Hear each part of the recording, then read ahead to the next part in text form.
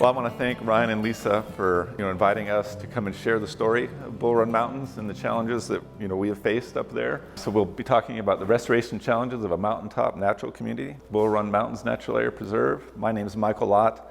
I'm the Northern Regional Supervisor and Northern Region Steward with the Department of Conservation and Recreation. And I'll introduce my partner in the talk today, Joe Villari. He is the Preserve Manager with the Virginia Outdoors Foundation. So a little bit about Bull Run Mountains. The mountain is the furthest east ridge in the Piedmont of Virginia. It's about an elevation of about 1,400 feet, about 800 feet above the valley floor. It's very noticeable, particularly from the west. So if you're driving eastbound on Interstate 66, you will see these white quartzite cliffs up here on the top of the mountain. It's undoubtedly been a destination for locals for many generations. I'll say right up front, the top of the mountain, even though Virginia Outdoors Foundation owned most of the preserve, the top of the mountain, 200 acres, is owned by the Rowland Farms. So the top of the mountain, High Point, sort of supports 4 exemplary and significant natural communities. The one that we're primarily going to talk about today is the Pine Oath Heath Woodland on these quartzite cliffs. So this community is dominated by Table Mountain pine, old age Table Mountain pine. Some of the pines are in excess of 200 years old, we believe. And the understory is sort of dominated by heath, sort of mountain laurel, black huckleberry, etc. Both the pine oak heath and the quartzite are both very rare in the Piedmont of Virginia. We got the Blue Ridge Shenandoah National Park, Sky Meadows State Park to the west. This is the preserve itself here, sort of near Haymarket, sort of northwest of Manassas, a little bit west of the population centers of Northern Virginia and Washington, D.C. So roughly 2.5 million people live in a relatively short distance to be able to access the preserve. Also, it's very close to Dulles International Airport. We often find actually that people will land if they have a long layover. They will actually go down to Bull Run Mountains to go for a hike before they carry on their travels. So zooming into the land holdings that are our 2,500 acres, just as a wayfinding point, the red and black line just south of the preserve is the 66 corridor. So north of that, the preserve is divided into 3 different management units. The number 1 and number 2 are the north section in Jackson Hollow, and the only way people are accessing those properties are through having some kind of permit in place for research or doing some sort of volunteer work specific to each and every visit. Otherwise, you're going to be there with a VOF employee and on some kind of guided hike. Down on the south section, we're open Fridays, Saturdays, and Sundays now to open access by the general public. We're completely free. One complicating factor is the restoration area that we're going to be speaking about today during this presentation is within that southern section landholding. So it is now closed to the public, but it was previously accessed on those same public access trails there.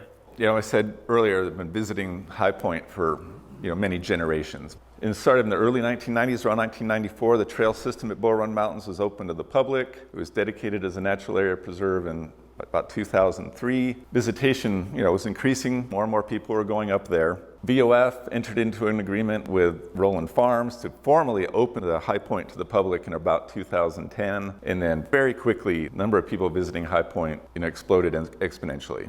I know the preserve ranger at the time, on one weekend, counted 900 people entering the trailhead at the bottom of the mountain. You can imagine probably 70 to 80% of those went up to the top of the mountain. At that time also, it was open 7 days a week. On average, you're probably getting 200 people a weekend going up there. So very rapidly, we started to lose sort of the low shrub, ericaceous understory out there. The organic matter in the soil was being lost. Soil itself, like all mountain types, is very thin. The soil was being eroded, compacted.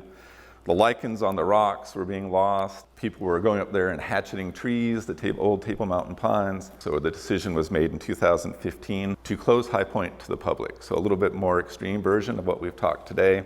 I would estimate that we were probably getting about 100,000 people a year were going up to High Point.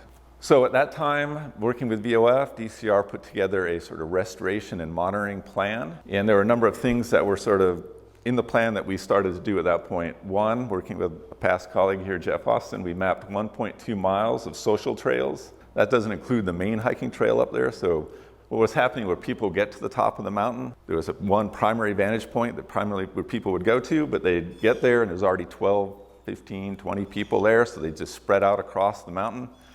And while doing so, they'd create another 1.2 miles of social trails. Also at that time, we decided to sort of barricade all these old social trails, so a lot of manual labor, throwing wood over the trails or raking leaves over the trails to sort of disguise them so they weren't as obvious to the public anymore. We also set up 5 monitoring plots out there on the mountain, so we sort of picked 5 areas that looked the most disturbed, and we just set these up to monitor them over the coming years. We also looked for a spot on the landscape that would sort of serve as sort of a reference plot. So it was an area on the mountain that really, from just a lucky fluke of local geology and geography, that people would come up this social trail here and go around this spot on the landscape. So this reference plot was relatively undisturbed, and we could use to sort of compare our monitoring plots against what we would hope it would eventually return to. This is the High Point overlook. This is the view shed that you're rewarded with when you hike up to this mountaintop. What you're looking at is a western view. So this is the westernmost part of the Bull Run Mountains chain, and you're looking out of mostly conserved lands or agricultural lands headed towards the Shenandoah Valley. And so this is a lot of reward to try to fight against to keep people from trespassing up there. So some light signage doesn't really do it, especially when a lot of the foot traffic was occurring when we were actually open to the public, when the internet was around and apps like AllTrails existed. So photos just like this are plastered everywhere online. So when someone Googles Bull Run Mountains Natural Area Preserve, they run into a photo just like this. So how can we really do anything about it at this point? And when we first started trying to change the approach of how we dealt with it, really the answer was staff. You essentially need someone on site 24 hours a day. So with that, no matter how tough I'm trying to look there in the middle photo, the other photos are a little bit more accurate, and this is very ineffectual. One person is not going to do anything about it. Since this time, when I first started there, I was the only full-time staff member. It takes a huge toll of time for one person to do that. Really, it was a full-time job just to try to intercept trespassers at a certain point in time. So it really does not help with the management of our 11 different plant communities, nor our cultural resources. So we built capacity since then. We now have 3 full-time staff outside of the preserve, but we still had to come up with other measures. We turned from staff attention, monitoring, interception to infrastructural changes, and also intellectual kind of a paradigm shift in culture within the communities that we serve. And so with that, on the left-hand side is our trail kiosk. We went ahead and just completely redid the signage at our kiosk. We redesigned how we presented the information on the map. We really reinforced our leave no trace ethic. We also re-highlighted and underscored that we are a natural area preserve, because there's a lot of confusion within the communities of Northern Virginia, maybe especially, of the difference between a park and a natural area preserve and what the differences are. So with that, we put up a big banner saying the preserve, just trying to get preserve at the forefront of their minds when they walk into the property. We try to even stay away from the idea or the verbiage of recreation or hiking. So we consider ourselves a living laboratory, an open air museum, and we try to encourage people to get into the preserve for nature immersion, for exploration and discovery of the cultural resources within the mountains, because it is a natural area preserve now. It's very wild, but at some point in time we had a very diversely peopled past. So we're trying to underscore this experience is as intellectual, as educational, as spiritual, less so recreation. And probably the best improvement here in this picture at our trailhead is just that we have a metal 7-foot gate that when we're closed, it just limits certain trespassers. If we have a sign and an open gateway, there's a certain type of person who's going to look at the sign and say it's closed and still walk through. But it's a different type of person who actually wants to try to get over a physical barrier. And then lastly, I'd just like to point out that we reduced hours from 7 days a week to Fridays, Saturdays, and Sundays from 8 a.m. to 6 p.m. Also, with our going in and reinvesting in research and education, we had a lot more activity. And so that meaningful activity, working on research, education, and protecting and stewarding our habitat, really increased the amount of monitoring we could do. So here's our trail system. Once you walk in through that trailhead, we have about 7 miles of trails. The red trail that cuts through is the old, now closed trail up to High Point. The overlook area is highlighted in red in the upper left-hand side. So this really gives you an idea of just everything that we closed down. And The symbol with the circle with the cross through it, I think a group of us decided last night was the Ghostbuster symbol. We didn't really know what else to call it, but imagine a ghost in between there, like ghost busting, so trail busting, trespasser busting. That's where we close the junction, and behind it is the camera symbol, just where we put cameras to document what trespassing did occur.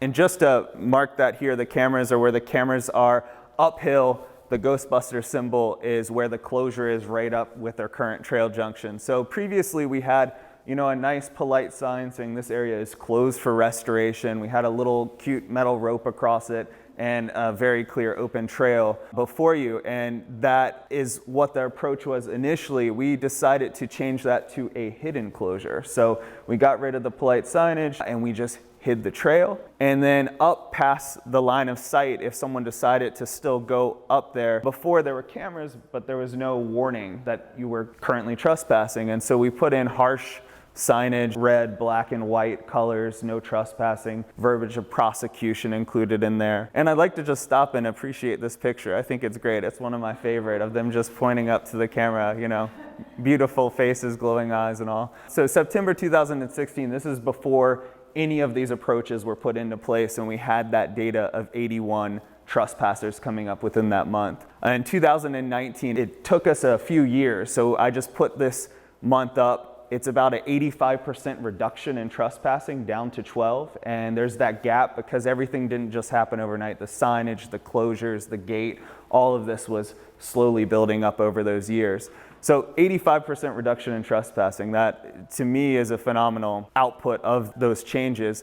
And then with the uptick during COVID-19, September 2020, it still was only 76% reduction from the original. So it went up a little bit, but nothing major. And that's pretty profound to me, and it shows that the techniques that we're putting into place are working, just because our visitation doubled to quadrupled during this time period. So I view this as a success for that. Now that we've had a little bit of time to get settled in, see results with the change of approach that we put into place, this last month we just put in more cameras up at the High Point Restoration site, because now we have more time and attention that we want to put towards the back end to make sure that people aren't getting up from other ways other than what we believe is the primary point of our public access trail corridor. So with that, we have a few other things that we're putting into place in the coming year. One of those is moving our trailhead and parking lot. So currently we have a parking lot situation, which is a VDOT easement. So it's just a pull off on the side of the public road there. That does not allow us a lot of site security. So we can close the trailhead gate, but cars could still park and stay there, and they can walk in through the woods through other means. So we're going to get rid of that parking lot, put a parking lot on our land that we can control with a gate so vehicles cannot be there when we're not open. With this, we're going to redesign our trail system and try to highlight more of our cultural resources, provide more interpretive opportunities, put a suite of interpretive signage up that really underlines the natural area preserve system as a whole, because I do view Bull Run Mountains as a very important ambassador site, just because we're so close to that major DC population and Northern Virginia population. We'd also like to highlight more of our cultural history. And the big thing that is tied into this High Point case study is that it puts an additional mile from our trailhead entrance to even the junction to begin hiking up to High Point. So I think that will be a very important step in this process. So I wanted us to give you a little bit of information about how the restoration has gone to date. So basically, in the monitoring plots, we measured exposed mineral soil, lichen cover loss on the rocks, total shrub cover, total herbaceous cover, and species richness. So in the reference plot, this is sort of giving you some data from that, where we had basically there's 5% of exposed mineral soil in the reference plot. There was less than 10% lichen cover loss. Shrub cover was about 40%. Total herbaceous cover was about 35%, and the species richness was about 52 species in the reference plot. When we started this, at the height of the damage, if you will, at High Point, exposed mineral soil was about 34%. You got to also understand a certain percentage of it was bare rock as well. Lichen loss was over 40%. Shrub cover was down to 4%, again, through all the trampling and all the huckleberry and whatnot was lost. Total herbaceous cover was down to 4%, and species richness was about 22 species averaged across the 5 plots. We started to see some improvement starting in 2018 when we measured all of them again. We recently went out a few weeks ago. So exposed mineral soil on average was down to about 3%, within the 5 plots. Lichen cover loss was starting to improve, which it hadn't done in 2018, so down to roughly a little bit over 25%. Shrub cover, it really improved, and a lot of it was sort of pine regeneration, and that was up to 35%. Total herbaceous cover was up to 15%, and species richness, we estimated it had gone up from about 26 to 28. As you'll see in the photos I'll show you, I think it's sort of going through a sort of successional change right now where we're getting a lot of pine regrowth and really dense growth. So I think it may take a while for that to sort of go through the successional process where you get more light and more herbaceous growth in the understory. So this was our most northern plot. So this was the one that was sort of the least disturbed in 2015. But even there you could see where a lot of the herbaceous cover and the organic material was lost. I think this was more of a spring photo, and the other one was sort of later in September in 2018. So some of the leaves on the huckleberry were gone, but you could start to see more organic material and some pine regeneration. And this is a photo we just took a few weeks ago, and you can see a lot more growth of the ericaceous understory and a lot of pine starting to come in as well. So this is one that's more dramatic, so a little bit south of the primary viewing point up at High Point, where basically it was just nothing but sort of bare mineral soil and scraped off rocks where all the lichen was lost. In 2018, you started to see a little bit of pine regeneration, and most of this is really moss that had started to form at that time on the bare soil. It was almost really hard actually now to find these plots in 2021. The pine regeneration has come back so much you really couldn't take the exact photograph anymore because it's so much more dense. A lot of grasses, sedges, solidagos, or whatnot coming in there. This is the final one. So this is again 2015, just bare mineral soil on the left. This one we started to see a lot more sort of carex and grass species coming in 2018. And this one we actually had to go past and come back multiple times to even find this plot again, even though we knew the geographic center of the plot. A lot of growth really in the last 3 years. And again, I think it's attributable to the fact that VF has done a very good job deterring people from going up there and reducing the number of footsteps on the ground. And we're starting to see a great deal of improvement out there. Still a long ways to go, particularly in species richness and lichen cover, but we seem to be heading in the right direction.